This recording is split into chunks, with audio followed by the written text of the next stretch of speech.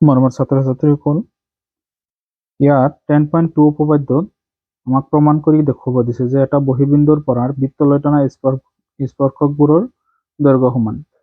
যে এটা বহিবিন্দু পৰা বৃত্তলৈ টনা স্পৰ্শকবোৰৰ দৈৰ্ঘ্য সমান। তো এইটো এটা বহিবিন্দু, ইয়াৰ পৰা স্পৰ্শক টানিছে ইয়াতে। এইটো এটা স্পৰ্শক আৰু এইটো এটা স্পৰ্শক এই বৃত্তটোৰ। তো এই স্পৰ্শক দুডালৰ দৈৰ্ঘ্য সমান বুলি আমাৰ প্ৰমাণ কৰিব লাগে। তো ইয়াত প্ৰথমতে আমি লিখি লৈছো উপপাদ্যটো আমি লিখি লৈছো যে এটা বহিবিন্দুৰ পৰা বৃত্তলৈ টনা স্পৰ্শকবোৰৰ দৈৰ্ঘ্য সমান। আমি এটা বৃত্ত ধৰিব লাগিব ইয়াতে। লেট অকেন্দ্রীয় বৃত্তর পি এটা বহিবিন্দু।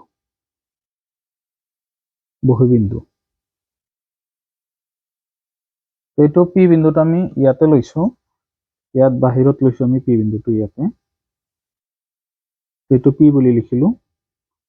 তো এই পি বিন্দুটোৰ পৰা আমি দুটা স্পৰ্শক আঁকিম। এটা আমাৰ ইয়াতে আঁকিব লাগিব,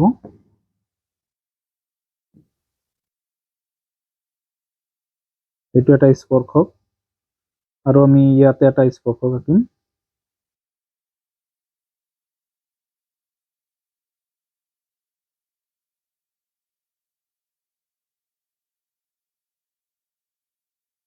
এইটো এটা আমাৰ স্পৰ্শক হয়। যদি এইটো স্পৰ্শক দুটা আমি নামাকৰণ কৰিম।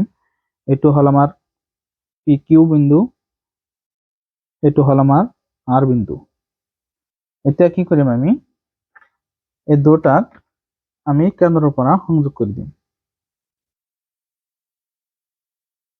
এইটো আমি কেন্দ্ৰৰ লগত সংযোগ কৰি দিলো, আৰু এইটো আমি এনেকৈ সংযোগ কৰি দিলো। তাৰপিছত আমি অ পি সংযোগ কৰিম এনেকে। এইটো সংযোগ কৰা হল।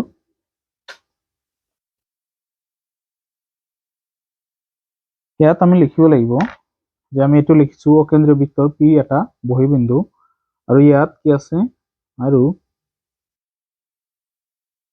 পি কিউ আৰু পি আৰ দুডাল স্পৰ্শক।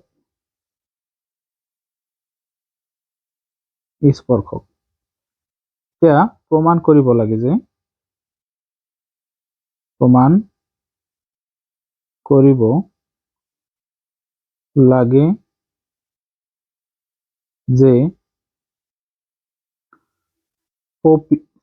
P Q equal P R, এই স্পৰ্শক দুডাল সমান বুলি আমাৰ প্ৰমাণ কৰিব লাগে।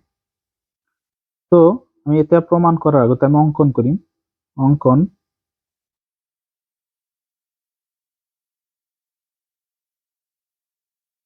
যিখিনি আমি অঙ্কন কৰিলো ইতিমধ্যে, সেইখিনি আমাৰ লিখিব লাগিব যে আমি অ কিউ, অ আৰ আৰু অ পি সংযোগ কৰা হল। অ কিউ, অ আৰ আৰু অ পি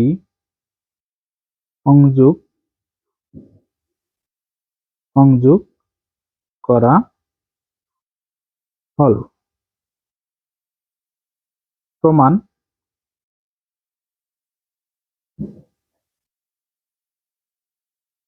এতিয়া ইয়াতে দুটা ত্ৰিভুজ গঠন হৈছে। এইটো এটা ত্ৰিভুজ আৰু এইটো এটা ত্ৰিভুজ।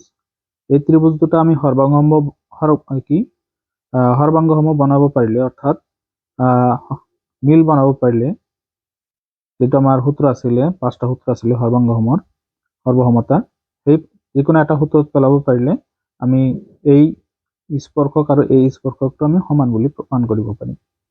তো ইয়াত আমি ত্ৰিভুজ দুটা লওঁ, ত্ৰিভুজ পি ও কিউ আৰু ত্ৰিভুজ পি ও আৰৰ পৰা এই দুটা ত্ৰিভুজৰ পৰা আমি কি কি মিল পাওঁ আমি চাই লওঁ। যে এইটো বাহু আৰু এইটো বাহু সমান। কিয় সমান? কাৰণ এইটো এটা বৃত্ত, এই বৃত্তৰ এইবোৰ ব্যাসাৰ্ধ হয়। তো এটা বৃত্তৰ ব্যাসাৰ্ধবোৰ সমান হয়।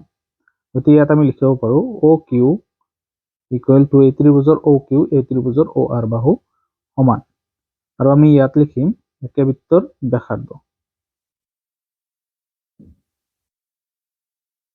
একে বৃত্তৰ ব্যাসাৰ্ধবোৰ সমান হয়। গতিকে এইখিনি লিখিলোঁ। তাৰপিছত এইটো এটা সাধাৰণ বাহু। এইটো কি হয়? এটা সাধাৰণ বাহু হয়। আমি O P equal to O R O P equal to O P সাধাৰণ বাহু।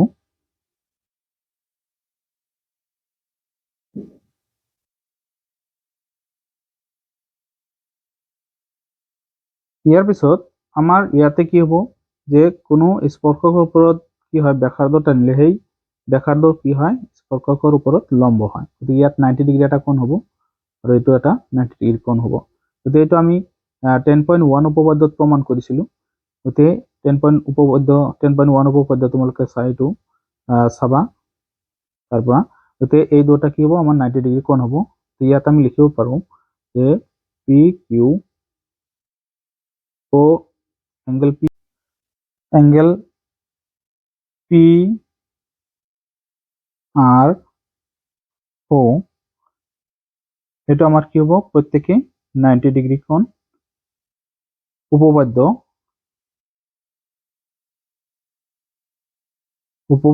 10.1 মতে। গতিকে আমি ইয়াত কি তিনি জোৰ মিল পালো। গতিকে এইটো আমাৰ সূত্ৰ কি আহিল যে এইটো 90 ডিগ্ৰি কোণৰ বিপৰীত বাহু আমাৰ কৰ্ণ হয় অৰ্থাৎ অতিভুজ। গতিকে এইটো আমাৰ সূত্র কোনটো আহিব যে ত্রিভুজ পি ও কিউ সর্বাঙ্গসম ত্রিভুজ পি ও আর। এই দুটা ত্রিভুজ আর এইচ এস স্বীকার্য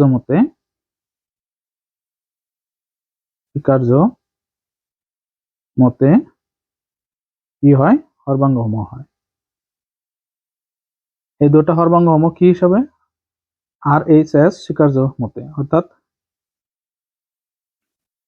ইয়াত আরত কি বোঝায় রাইট এঙ্গেল হাইপোটেনাস সাইড অর্থাৎ সমকোণ অতিভুজ বাহু হিসাবে কি হয় এই ত্রিভুজ দুটা সর্বাঙ্গসম হয়।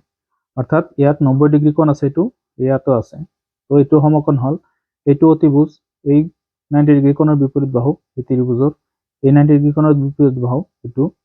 গতিকে আমি অতিভুজটো পালো। তাৰপিছত আমি এটা বাহু এযোৰ বাহু সমান পাইছো। গতিকে এইটো সৰ্বাঙ্গসম। এটা আমি লিখিব পাৰো গতিকে P Q equal to P R. এইটো আমাৰ কি আছিলে চিপিচিটি মতে আমি লিখিব পাৰো। গতিকে আমাৰ প্ৰমাণ হৈ গল যে এই স্পৰ্শক দুডাল কি সমান। পি কিউ এটা স্পৰ্শক আছিলে, পি আৰ এটা স্পৰ্শক আছিলে, এই দুটা ইতিমধ্যে কি হল সমান হল। That's proof. এইখিনি আমাৰ প্ৰমাণ আছিলে। গতিকে ভিডিঅ'টো আজি ইমানতে সামৰিছো। যদি ভিডিঅ'টো ভাল লাগে প্লিজ চেনেলটো সাবস্ক্ৰাইব কৰি দিব, লাইক কৰিব, শ্বেয়াৰ কৰিব। ধন্যবাদ।